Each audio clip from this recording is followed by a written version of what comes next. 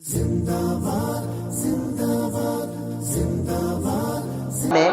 وہ سماعت عطا فرمائی ہے کہ اس جیسی سماعت اللہ نے کسی کو عطا نہیں فرمائی۔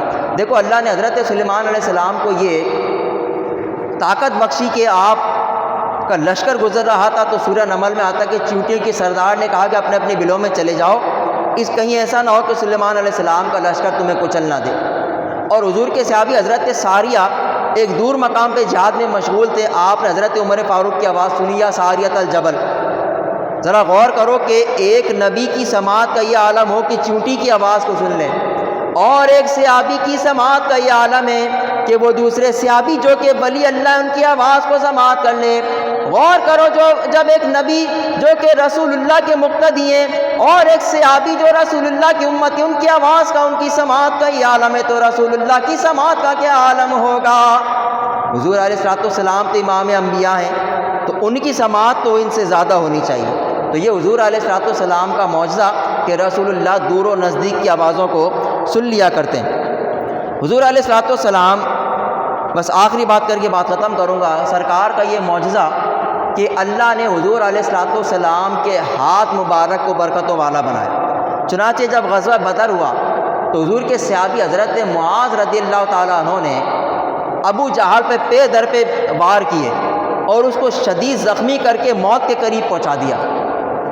جب آپ نے ابو جہل پہ وار کیا، ان کے بیٹے حضرت اکرمہ بن ابی جہل جو ابھی مسلمان نہیں ہوئے تھے، حضور علیہ الصلوۃ والسلام کے مقابل کفار کی طرف سے لڑنے آئے تھے۔ انہوں نے جب دیکھا کہ میرے باپ کو اس طرح پے در پہ وار کر کے اس نے زخمی کر دیا، چنانچہ انہوں نے زور کا وار کیا کہ حضرت معاذ کا بازو کٹ گیا اور کھال سے لٹک گیا۔ کچھ دیر حضرت معاذ اسی طرح سے جنگ کرتے رہے، لیکن جب دیکھا کہ وہ بازو جسم میں الجھ رہا ہے تو آپ نے اس کو گھٹنے کے نیچے دیا اور کھینچ کے جسم سے الگ کر دیا۔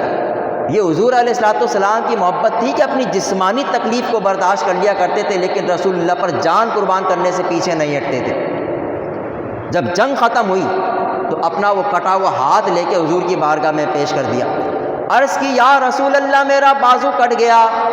نبی پاک علیہ السلام نے اپنا لعاب دہن لگا کر اس بازو کو اس کٹی ہوئی جگہ میں رکھ کے اپنا ہاتھ مبارک پھیرا۔ حضرت معاذ فرماتے وہ ایسے جڑ گیا جیسے کبھی کٹا ہی نہیں تھا۔ فرماتے مجھ کو پتہ ہی نہیں چلتا تھا کہ میرا کون سا بازو کٹا تھا۔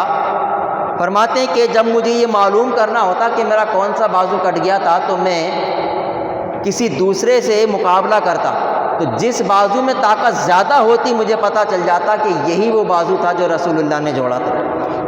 یہ ہے حضور علیہ الصلوۃ والسلام کے ہاتھ کی برکت۔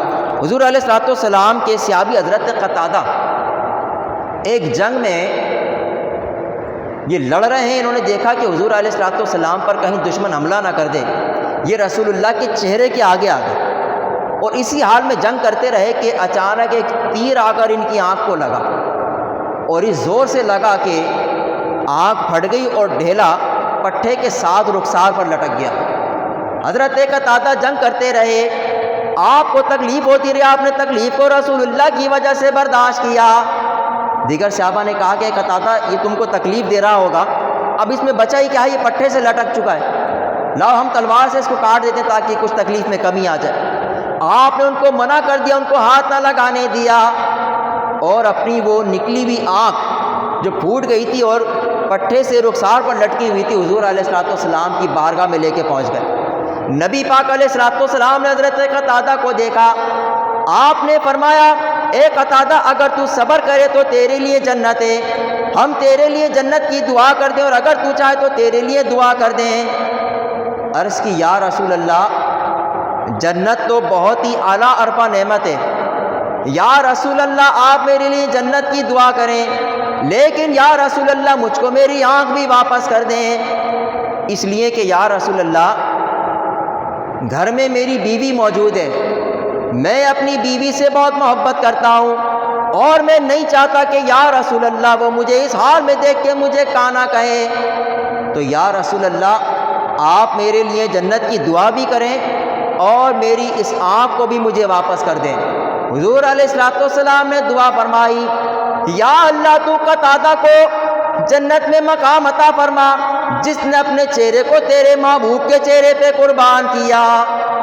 اور حضور علیہ الصلوۃ والسلام نے ان کی آنکھ کے ڈھیلے کو اٹھایا اور اس کے مقام میں رکھ کے اپنا ہاتھ رکھ کے حضور علیہ الصلوۃ والسلام نے دعا دی۔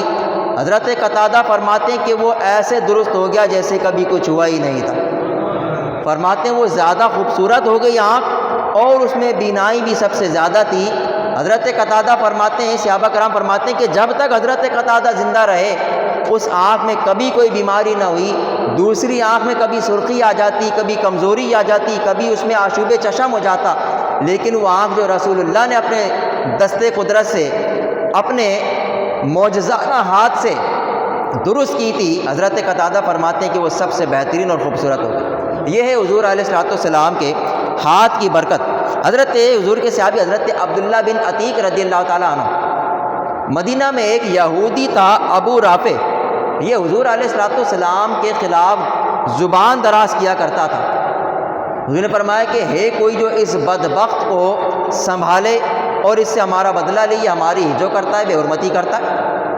حضرت عبداللہ بن عتیق رضی اللہ تعالیٰ عنہ نے حامی بری کی، یا رسول اللہ میں ایسی خبر لیتا ہوں۔ یہ بڑا رئیس آدمی تھا اور اس کا گھر بہت بڑا تھا۔ حضرت عبداللہ بن عتیق چلے گئے اور اس کے مکان کو اچھی طرح سے دیکھا۔ اس گھر میں ایک زینہ تھا، آپ اس کے آڑ میں چھپ کے بیٹھ گئے۔ جب رات تاریک ہو گئی اور لوگ اس کے پاس سے چلے گئے، حضرت عبداللہ زینے سے اوپر گئے، اس کے کمرے میں داخل ہوئے اور اندھیری رات کے اندر اس تاریک کمرے کے اندر اندازے سے اس کے پیٹ پہ خنجر رکھ کے اس پہ زور ڈال دیا اور اس یہودی بدبخت کو آپ نے قتل کر دیا۔ لیکن جب آپ نے اس کو قتل کیا تو اس کی چیخوں کی وجہ سے اس کے گھر والے بیدار ہو گئے۔ حضرت عبداللہ بن عتیق اپنے کام سے فارغ ہوئے اور جلدی جلدی دوڑ کر رسول اللہ کی طرف جانے لگے۔ زینے سے اتر رہے تھے کہ اچانک آپ توازن برقرار نہ رکھ سکے اور جیسے ہی گرے آپ کی پنڈلی کی ہڈی ٹوٹ گئی۔ آپ نے اپنے سر سے امامہ کھول کے پنڈلی میں باندھا اور اپنے ساتھیوں سے کہا کہ جلدی کرو، مجھے رسول اللہ کی بارگاہ میں لے چلو۔ حضور علیہ الصلوۃ والسلام کی بارگاہ میں آئے، آ کے آپ نے رسول اللہ کو ابو رافع یہودی کے قتل کی خوشخبری سنائی اور عرض کی، یا رسول اللہ سارے باجرے میں میری پنڈلی کی ہڈی ٹوٹ گئی ہے۔ نبی پاک علیہ السلام نے اپنا معجزانہ ہاتھ اس پنڈلی پر رکھا۔ حضرت عبداللہ فرماتے رسول اللہ نے میری ٹوٹی ہوئی ہڈی کو جوڑ دیا، وہ ایسے جڑ گئی کہ جیسے کبھی ٹوٹی ہی نہیں تھی۔ تو یہ ہے حضور علیہ الصلوۃ والسلام کے جسم کے معجزات۔ تو کسی شاعر نے کیا خوب کہا، دیے معجزے انبیاء کو خدا نے، دیے معجزے انبیاء کو خدا نے، میرے مصطفیٰ معجزہ بن کے آئے۔ تو حضور علیہ الصلوۃ والسلام سراپا معجزہ ہیں۔ یہ میں نے چند معجزات آپ کے سامنے بیان کیے ہیں، ابھی تو گفتگو بہت طویل ہے۔ یہ تو رسول اللہ کے جسم کی برکتیں تھیں جو میں نے آپ کے سامنے بیان کی ہیں، اور ابھی نہ تو میں نے حضور علیہ الصلوۃ والسلام کے چہرہ انور کے معجزات بیان کیے، نہ قدم شریف کے معجزات بیان کیے، نہ حضور علیہ الصلوۃ والسلام کے فضلات یعنی آپ کے بول و براز، اور پھر وہ معجزات جو ذات کے علاوہ ہیں کہ رسول اللہ کی انگلیوں سے چشمے جاری ہو جاتے ہیں اور حضور علیہ الصلوۃ والسلام کسی کے لیے دعا ارشاد فرما دیں وہ قبول ہو جائے۔ تو یہ سارے معجزات ایک انبار ہے حضور علیہ الصلوۃ والسلام کا۔ اسی لیے تعالیٰ حضرت نے کہا تھا نا کہ تیرے تو بس عیب تناہی سے ہیں بری، حیراں ہوں میرے شاہ کیا کیا کہوں تجھے۔ اللہ تعالیٰ سے دعا ہے کہ جس قدر یاد رہ جائے آگے پہنچانے کی توفیق عطا فرمائے۔